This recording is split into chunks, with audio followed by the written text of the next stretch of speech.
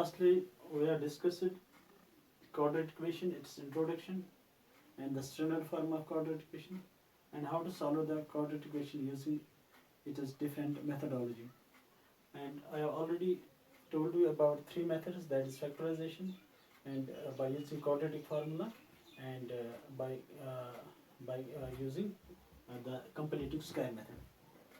Now today we are going to discuss factorization.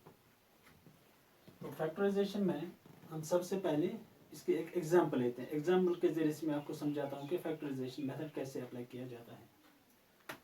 तो suppose हमारे पास एक इक्वेशन है x square plus 5x plus 6 is equal to 0. यह हमारे पास एक ऑर्डर इक्वेशन. मैंने आपको पहले ही बता दिया कि जितना पावर हाइस्ट होगा उतने ही वैल्यूज होंगे. यहाँ पे पावर हाइस्ट है 2, दैट मीन्स वैल्यू भी 2 ही होंगे. तो x स्क्वायर. अब हम फैक्टराइजेशन मेथड में क्या करते हैं, हमारी जो पहली वाली टर्म होती है, चूंकि यहाँ पर हमारे पास 3 टर्म्स हैं, क्योंकि सबसे पहले हमें ये देखना होता है कि ये जो इक्वेशन है कि ये स्टैंडर्ड फॉर्म में है कि नहीं. स्टैंडर्ड फॉर्म मैंने आपको पहले ही बता दिया है, x square plus b x plus c is equal to 0. ये है standard form of quadratic equation. अगर हमारे पास इस फॉर्म में क्वाड्रेटिक इक्वेशन है तो ठीक है, अगर नहीं तो हमें सबसे पहले इस इक्वेशन को इस फॉर्म में चेंज करना होता है. तो ऑलरेडी हमारे पास से इस फॉर्म में है, तो हम अब इसका वैल्यू निकालते हैं. तो सबसे पहले हमें क्या करना, जो हमारी पहली टर्म है और जो हमारी लास्ट वाली कांस्टेंट टर्म है, इनको हमें मल्टीप्लाई करना होता है. तो यहाँ पे हम एक रफ लेते हैं. पहली वाली टर्म है एक्स स्क्वायर, तो एक्स स्क्वायर, इसको हम मल्टीप्लाई करेंगे लास्ट वाली टर्म जो हमारे पास कांस्टेंट टर्म है, दैट इज 6. तो ये हमारे पास 6x स्क्वायर बन गया. अब इस 6x स्क्वायर को हमने ऐसे स्प्लिट करना है, ऐसे फैक्टराइज करना है, ऐसे फैक्टर्स के निकालने, हमें मिडिल टर्म मिलनी चाहिए.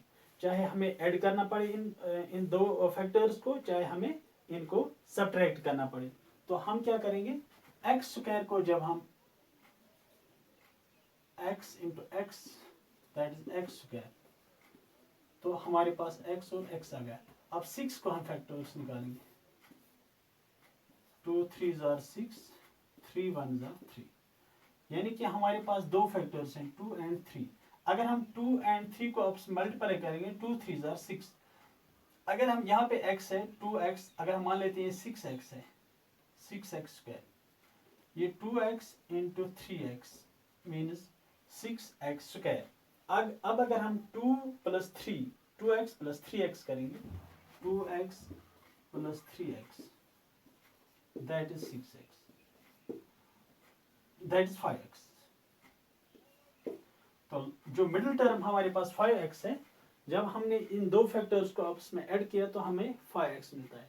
तो हम क्या करेंगे, यहाँ पे पहले वाली टर्म वैसे की वैसे लिखते हैं, एक्स स्क्वायर प्लस ये 5x जो है, 5x के बजाय हम लिखेंगे 2x plus 3x, 2x plus 3x, या हम 3x प्लस 2x भी लिख सकते हैं, प्लस लास्ट वाली constant term 6 is equal to 0. अब हमारे पास यहाँ पे दो टर्म्स हैं.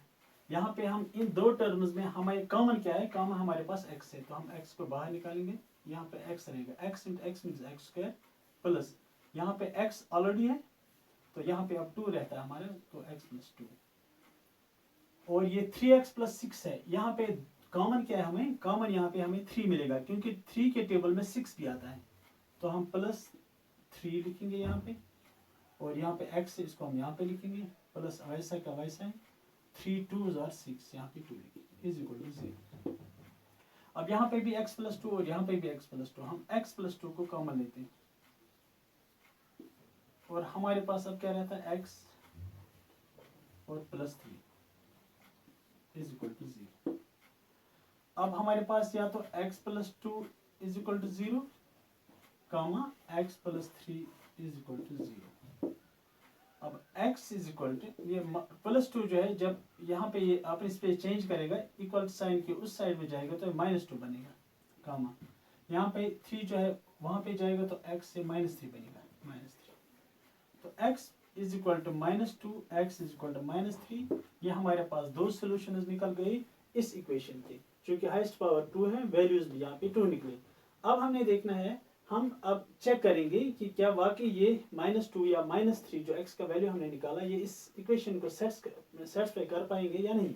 तो इसके लिए हमें क्या करना होगा, x की जगह हमें x का वैल्यू लेना है। सपोज हमारे पास जो इक्वेशन है x² + 5x + 6 = 0।